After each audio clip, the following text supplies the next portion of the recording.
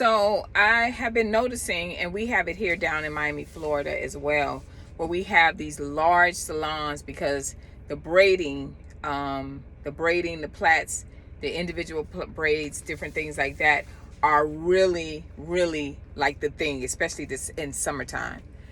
And so I've been noticing a lot of that. Like they're throwing up these big salons and they were marketing, and I thought it was a really cool thing because they had look like 50 braiders in there. So you got 2-3 people on your hair at one time. It looks like it was somewhat organized.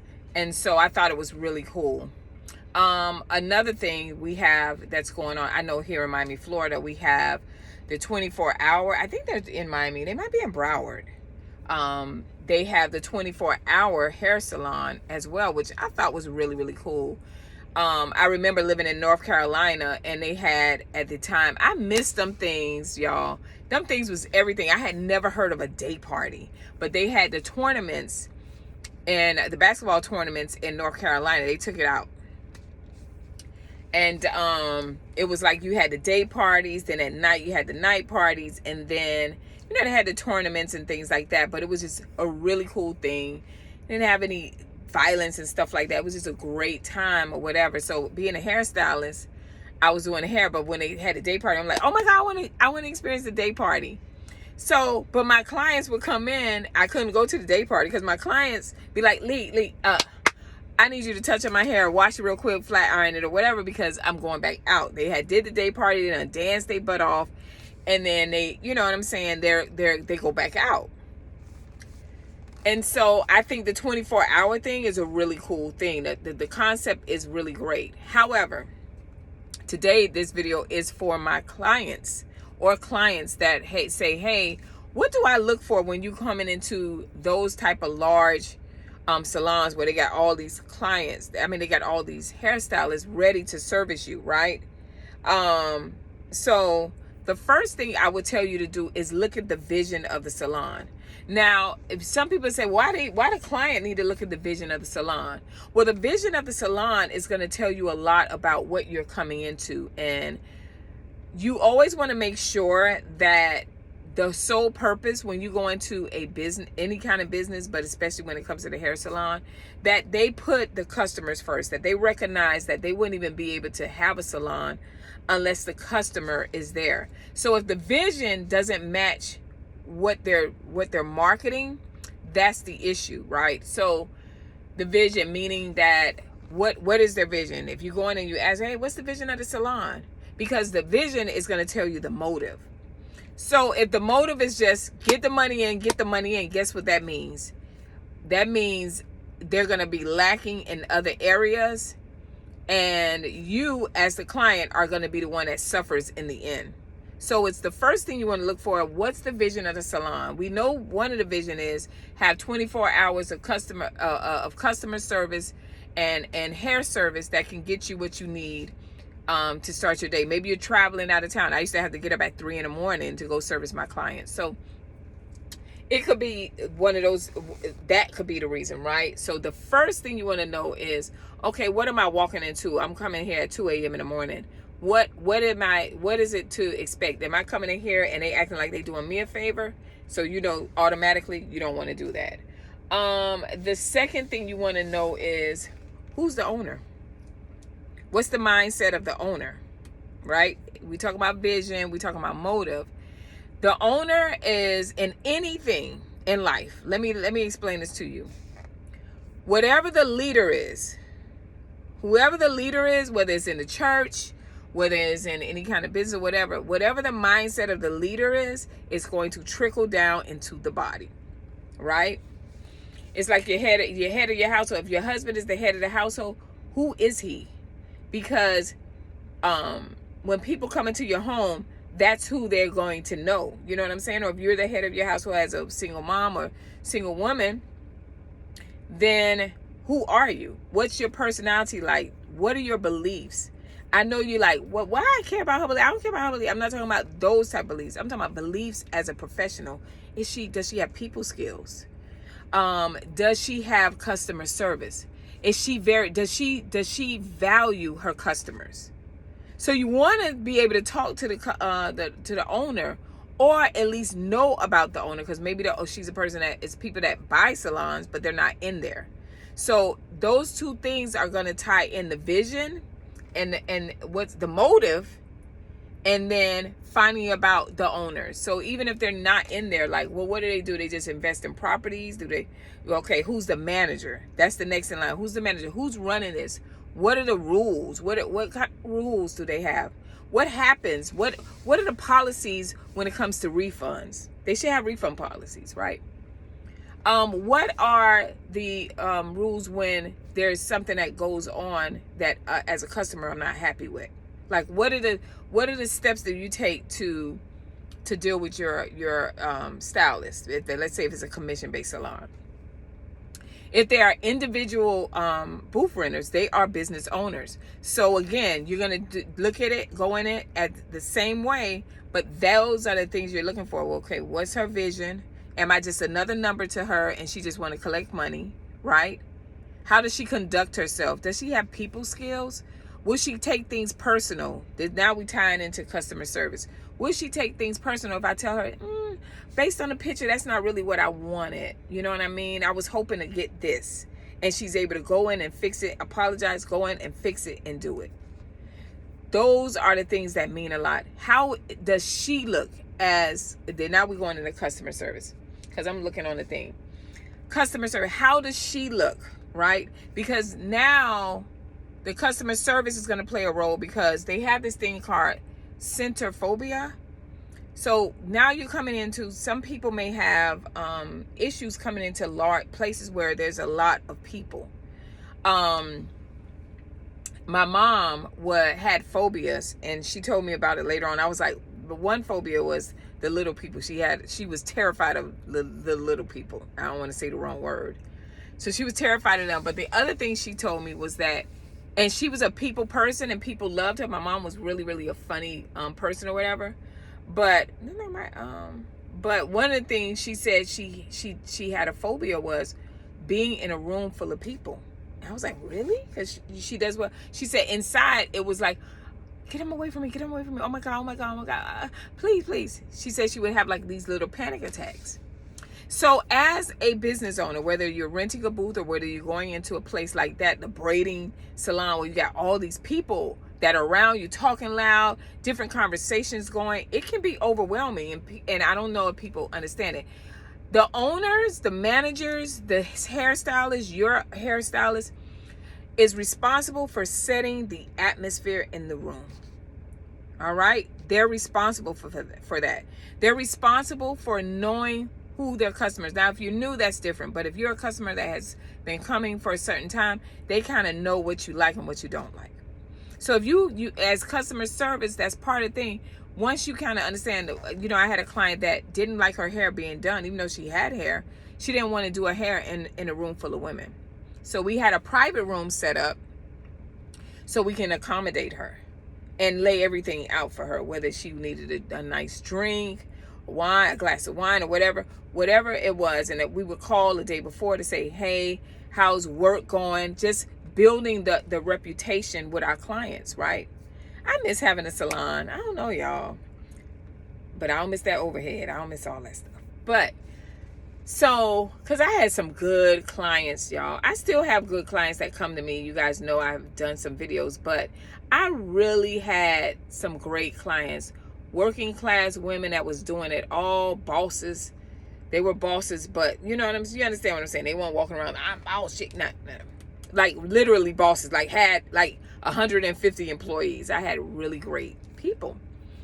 So the customer service is that, so if you're dealing with it, because you got to be able to recognize, and even if they're new and they're like, oh my God, and they feel, you can feel them, you done did your consultation with them, and you can tell they're a little nervous or they don't feel comfortable, it's okay to lean in and say, hey, would you like for me to take you here? Is it too overwhelming?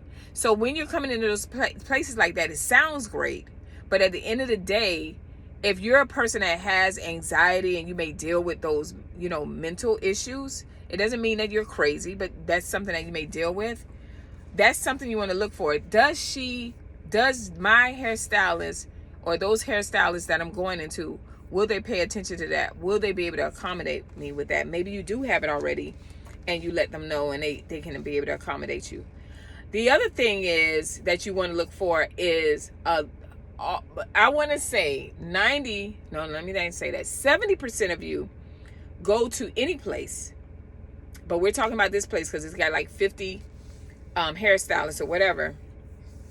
But y'all be like, oh, they only charge $85. Oh, they only charge $50 for that. So you so focused on the price. I call it, what did I call it? I named it. That's my new thing. What did I call that thing? The price beauty. The beauty price. The beauty price. You're so focused on how beautiful that price looks to you. You're like, oh my God, and they supply the hair? Yeah, girl. But then you're doing a video talking about some, yeah, I got flakes in my hair and my hair started breaking off and they didn't put anything on it except the gel thing to braid it down so it could look neat. But when I took my hair out, my hair broke off. But you was focused on that price, honey. But I paid $85. You paid $85, honey. But you don't know what you're going to pay for down the line if you have hair loss, right? Or if you all of a sudden develop a skin disorder and now you got to go to the dermatologist. But guess what? That beauty price said $85. Wait, what? I got a bald spot. But guess what? Honey, that beauty price said $85. Where's the barber side at? Did she use the same comb on me? Is that the same gloves? Is she not gonna change those gloves? Where them towels come from? Did they wash them? Why the towels smell like that? But guess what? That beauty price said $85. So that's something to look out for. That's how they draw you in. There's nothing wrong with drawing you in and saying, when I first opened up my salon was in Oviedo, Florida. It was called A World of Elegance. And I marketed in the little, the neighborhood magazines that they have. And I said relaxers were $50. It included deep treatment and hair trim. And I built my clientele up in a very short time.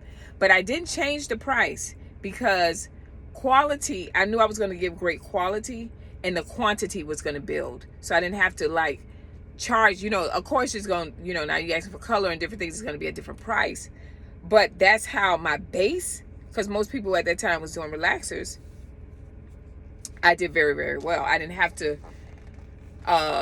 knock people over the head with prices. So, the beauty price, honey. Y'all with the beauty price, and y'all forget everything else, that's the problem.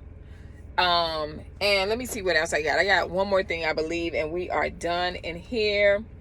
And that is the knowledge. So we all excited. Oh my God, 50 hairstylists. They can braid my hair. Oh my God. From Africa? Girl, my hair is going to be slayed. You know what slayed mean? Dead. All right. So I got the beauty price. They from Africa. They got 50 women. My hair going to be done in a short period of time because that was the big thing years ago. You wanted the pigtails. We call them pigtails. Some people call them pitch plaits. Individual plaits or whatever. Now y'all got the bohos and everything. But at the time, it took hours for a person to do your hair. They had to schedule at least 1 to 2 people a day. But now you got this type of convenience where they offering that. It's like, oh my gosh, that's great. But where's the education at? Do the salons offer you as the customer, because you get these braids and they look good and everything, but how do you take care of them? Do they have education on, once the braid's in, how to do maintenance to the hair? What products are they putting on your hair when they're doing your hair? Do they have knowledge on it? What is that? Is it full of alcohol? You don't need that, because now they use edge tamer to braid up your hair. It looks good, but baby, when you take that out, you're gonna have a world of problems, right? How do we already talked about how do you maintain your hair and everything like that. Once these braids come out, what happens next? Or once this hairstyle, and if you're going to the 24-hour salon, what products are you using? Same thing you're saying to them. The next thing you're going to say is, okay, so when do I come to you again? What's the upkeep? Do you guys offer any courses for clients as far as taking care of their hair at home? Because I can't come to you guys all the time. Do you have any education on that? What's your continuing education? Where's your Braiders license? Where's the barber side?